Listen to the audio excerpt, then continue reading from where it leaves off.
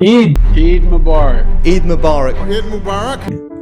আর একবার দুনিয়ার 2 বিলিয়ন মুসলমান সব থেকে বড় ফেস্টিভ্যাল মানাবে, মানে ঈদ মানাবেন। দুনিয়ায় 57টি মুসলিম দেশ, এই সব দেশের ব্যবসা, স্কুল, কোর্ট সব বন্ধ হয়ে যাবে। আর দুনিয়ার বড় বড় নেতা এই দিনে মুবারক বা শুভেচ্ছা জানাবেন। শুধু এটাই নয়, বড় বড় ব্যবসা বন্ধ হয়ে যাবে। কিন্তু কেন, কি কারণে? দুনিয়ায় এই সব শুধু একটি মানুষের জন্য হচ্ছে, নাম ইব্রাহিম আলাইহিস সালাম। আজ থেকে 4000 বছর আগে ইরাকে উর কাসদিব নামক জায়গায় জন্মগ্রহণ করেন। আর এই উর এলাকা কোনো সাধারণ এলাকা ছিল না, সেই জামানার খুব গুরুত্বপূর্ণ শহর ছিল। কেননা আজ থেকে 4000 বছর আগে যখন ইব্রাহিম আলাইহিস সালাম এই শহরে আবাদ হন, সেই সময়ের টেম্পল আজ পর্যন্ত সেই জায়গাতে উপস্থিত আছে। নাম সিগরাতুস উল।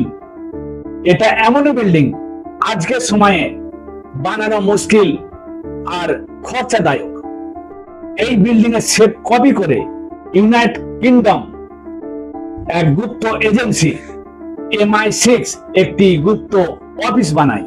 আর ইব্রাহিম আলাইহিস সালাম এই উর শহরে জন্মগ্রহণ করেন। হাজারো বছর পর্যন্ত শুধু তৌরাতে লেখা ছিল, কিন্তু আজ থেকে 100 বছর পরে 1930-তে ইরাকের এই শহর থেকে কিছু গুরুত্বপূর্ণ ট্যাবলেট পাওয়া যায়। এতে উর শহরের কথা পরিষ্কারভাবে বলা হয়েছে। আর কিছু সায়েন্টিস্ট ইনক্রিপশন পাথরের সাথে সাথে অনেক খাজানাও পেয়েছিলেন।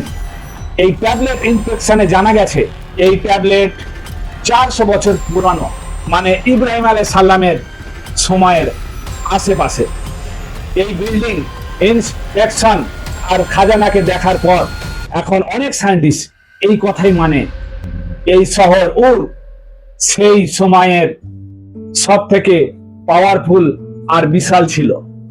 মানে ইব্রাহিম আলাইহিস সালাম কোনো ছোট গ্রামে নয়, সেই সময়ের বড় শহরে জন্মগ্রহণ করেছেন, যেমন আজকের দিনে নিউ ইয়র্ক সিটি।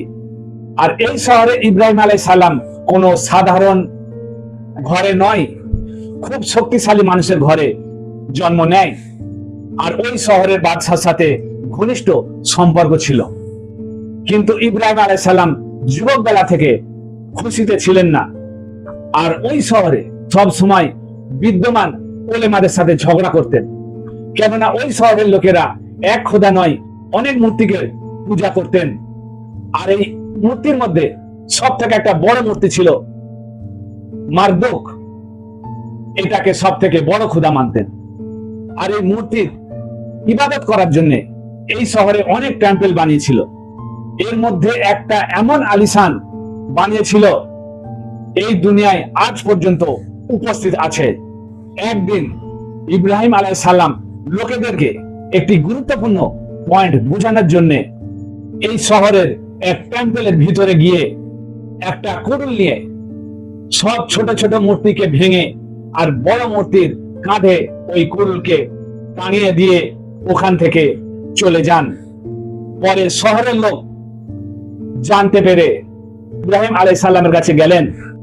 ইব্রাহিম আলাইহিস সালাম বললেন, হয়তো এই বড় মূর্তি রেগে গিয়ে এইসব ছোট ছোট মূর্তিকে মেরে ফেলেছে। লোকেরা বলল, আপনি কি বলছেন? মূর্তি কিভাবে ভাঙতে পারে? ইব্রাহিম আলাইহিস সালাম বলেন, এক্স্যাক্টলি, যখন তোমরা জানো এ কিছু করতে পারবে না, তাহলে তোমরা এদের কাছে চাও কেন? এই শুনে লোকেরা রেগে গিয়ে ইব্রাহিম আলাইহিস সালামকে ইবরাত বানাবার জন্য ওখানের বাদশার সাহায্য নিয়ে এক বিশাল এরিয়া নিয়ে আগুন জ্বালায়। কিন্তু এখানে একটা দুবিধা আছে, এ বাদশা নমরুদ ছিল না অন্য কে, কিন্তু তৌরাত আর কোরআন শরীফে কোথাও নমরুদ লেখা নেই। তবে নমরুদ আর যে হোক, নমরুদ বা অন্য বাদশা এই শহরে সব লোকেদেরকে ডেকে ওদের সামনে বিশাল বড় আগুন জ্বালিয়ে, এত বড় আগুন জ্বালিয়েছিল যে ইব্রাহিম আলাইহিস সালামকে আগুনে ফেলার জন্য ওই আগুনের কাছে কেউ যেতে পারত না। সেই জন্য ইব্রাহিম আলাইহিস সালামকে ফিকে ফেলার জন্য এই মন জিনিস ধরনের জিনিস ছিল, যাতে ইব্রাহিম আলাইহিস সালামকে ছুঁড়ে ফেলা যায়। এই সব উর শহরে প্রচুর লোক দেখছিল, যা ওই যুগের ক্ষমতাবান লোক ছিল। আর এই সব লোকেদের মধ্যে ইব্রাহিম আলাইহিস সালামকে সাহায্য করার মতো কেউ ছিল না। শুধুমাত্র ইব্রাহিম আলাইহিস সালামের ভাগনা লূত আলাইহিস সালাম ওই লোকেদের মধ্যেই ছিল। যখন সবকিছু তৈরি হয়ে গেল, আগুনে ফেলার আগে ইব্রাহিম আলাইহিস সালাম একটি কথা বলেছিলেন যে আমার জন্য আল্লাহ যথেষ্ট। শেষ পর্যন্ত ইব্রাহিম আলাইহিস সালামকে আগুনে ফিকে ফেলে দিল। কিন্তু ইব্রাহিম আলাইহিস সালাম দুনিয়ার ওই সব ক্ষমতাবান লোকেদের সামনে আগুনের মধ্যে থেকে হেঁটে হেঁটে বাইরে বেরিয়ে আসেন। এই দেখে সমস্ত লোক অবাক হয়, এ কি করে সম্ভব? আর সবাই ভয় পেয়ে গেল। এরপর থেকে ইব্রাহিম আলাইহিস সালামকে দুবারা কেউ ক্ষতি করার চেষ্টাও করেনি। আর কিন্তু কিছু সময় পরে ইব্রাহিম আলাইহিস সালাম এই শহর ছেড়ে ওনার স্ত্রী সারা আর ভাগনা লূত আলাইহিস সালামকে নিয়ে ফিলিস্তিনের দিকে রওনা হয়। সেই জামানায় ফিলিস্তিনকে কিনানা বলা হতো। লূত আলাইহিস সালাম ইনাদেরকে ছেড়ে অন্য শহরের দিকে চলে গেলেন। লূত আলাইহিস সালাম যাবার পর ইব্রাহিম আলাইহিস সালাম ফিলিস্তিনে নিজের পরিবারকে নিয়ে থাকেন আর ধীরে ধীরে ভালোভাবে স্টেবল হয়ে গেলেন। মানে ইহুদিদের কিতাব তৌরাতে লেখা আছে, ইব্রাহিম আলাইহিস সালামের কাছে একই সময়ে 300 কাজের লোক ছিল, মানে নকর চাকর ছিল। এত ধন সম্পত্তি ছিল, কিন্তু তার সন্তান ছিল না। উনি 86 বছর বয়সে আল্লাহর কাছে সন্তানের জন্য দোয়া চান, আল্লাহ কবুল করলেন। কিন্তু তৌরাতে একটি সুন্দর মজার কথা লেখা আছে, ইব্রাহিম আলাইহিস সালাম সন্তানের জন্য আল্লাহর কাছে দোয়া করেন, আর আল্লাহ বললেন, এ ইব্রাহিম, উপরে আসমানের দিকে দেখো, আসমানে যত তুমি তারা দেখছো, পুরো দুনিয়ায় তোমার সন্তানে ভরে যাবে। দুনিয়ার বড় বড় বাদশাহ নবী তোমার সন্তানদের মধ্যেই হবে। এরপরে ইব্রাহিম আলাইহিস সালামের স্ত্রী হাজরের সন্তান হলো ইসমাইল আলাইহিস সালাম। যখন ইসমাইল আলাইহিস সালামের বয়স 11, 12, 13 কাছাকাছি হলো, এক রাতে ইব্রাহিম আলাইহিস সালাম স্বপ্নে দেখছেন উনি ওনার সন্তানকে ইসমাইলকে জবা করছেন। এইখানেও একটা দুবিধা আছে, সেটা হলো অনেক আলেম বিদ্যমান বলেন এই বাকিয়া ফিলিস্তিনের কিনানায় হয়েছিল, কিন্তু বেশিরভাগ বিদ্যমান বলেন এই বাকিয়া মক্কাতে হয়েছে। তৌরাতে লেখা আছে ইসমাইল আলাইহিস সালাম জন্ম নেবার পর ইব্রাহিম আলাইহিস সালাম বেশি সময় সারার কাছে নয়, হাজার ওনার সন্তান ইসমাইলের কাছে বেশি সময় কাটিয়েছেন।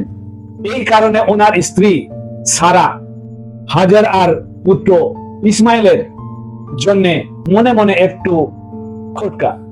কিন্তু কোরআনে কারিমে বলেছেন এসব ইব্রাহিম আলাইহিস সালাম আল্লাহর হুকুমে করেছেন।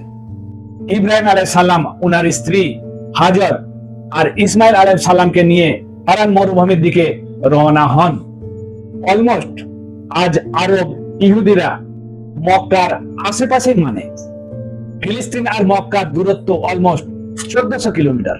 যদি ওনারা পায়ে হেঁটে সফর করে থাকেন তাহলে 1 মাস সময় লেগেছে। যদি উট বা ঘোড়ায় সফর করে থাকেন তাহলে 17-18 দিন লাগতে পারে। ইব্রাহিম আলাইহিস সালাম ইনাদেরকে হারানের মরুভূমিতে একেবারে খালি জায়গায় ছেড়ে দিয়ে ফিলিস্তিনের দিকে রওনা হন। ওনার স্ত্রী হাজার দুবারা জিজ্ঞাসা করলেন, আমাদেরকে এই মরুভূমিতে কিভাবে ছেড়ে যাচ্ছ?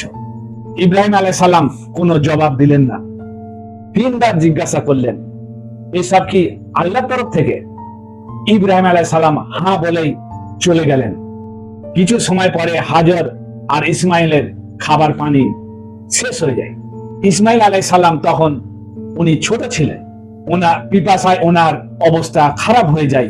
এই দেখে ওনার মা সাহায্য নেবার জন্য সাফা পাহাড়ের দিকে ছুটে ছুটে যায়। ওখানে গিয়ে দেখলো দূর দূর পর্যন্ত কিছুই দেখা যায়নি। উনি ফিরে মারওয়া পাহাড়ের দিকে যায়। এইভাবে সাফা আর মারওয়া পাহাড়ের মধ্যে 7 বার চক্কর লাগাই। মায়ের এই বাচ্চাকে বাঁচানোর চেষ্টা দেখে আল্লাহ পাক এত খুশি হন, এই বাকিয়া 4000 বছর পরেও আজও পুরো দুনিয়া থেকে লক্ষ লক্ষ মানুষ ঠিক এই রকম সাফা আর মারওয়া পাহাড়ে চক্কর লাগাই। 7 বার চক্কর লাগাবার পর হাজর দেখে যেখানে ইসমাইল আলাইহিস সালাম ছিলেন ওখান থেকে মাটির ভিতর থেকে পানি বেরোচ্ছে। উনি তাড়াতাড়ি করে ছুটে এসে ওই পানিকে ভরার চেষ্টা করছিল, আর পানির এত তেজ গতিতে বার হচ্ছিল যে উনি ভরতে পারছিল না, পানি জাম করে বেরিয়ে যাচ্ছিল। হাজর বলছিলেন জাম জাম, It literally means stop, stop. মানে থেমে যা, স্টপ। ওই জমজম ওখান থেকে নাম হলো, মানে থেমে যা। পরে এই এলাকায় হাজর আর ইসমাইল মক্কাতে থেকে যান। এমানের এক কবিলা বনু জুহরাম সামের দিকে যাচ্ছিল। এমানে আর সামে যাবার একটি সাধারণ রাস্তা ছিল, এরা কেউ মক্কার কোনো এলাকাতে রুখতো না। কিন্তু এবারে এই কবিলা মক্কার আশেপাশে থেকে যাচ্ছিল। ওনারা দেখতে পেল মক্কার আকাশের উপরে এমন কিছু পাখি উড়ছিল, এই পাখি সব সময়ের জন্য মরুভূমির এলাকারই পানি পান করে। তো এই পাখিকে ফলো করতে করতে এই লোকেরা ইসমাইল আর মা হাজরার কাছে এসে পৌঁছায়। এই লোকেরা এই প্রথমবার এই এলাকায় এত পানি দেখে অবাক, আর এইভাবে এই এমানি কবিলা মক্কায় থেকে যায়। আর ধীরে ধীরে বাকি লোকেরাও এসে বসবাস করতে থাকে। আর কিছু সময় পরে মক্কা, শাম আর এমান একটি শহর বানায়। আর ইব্রাহিম আলাইহিস সালাম ফিলিস্তিন আর মক্কা যাতায়াত করতেন।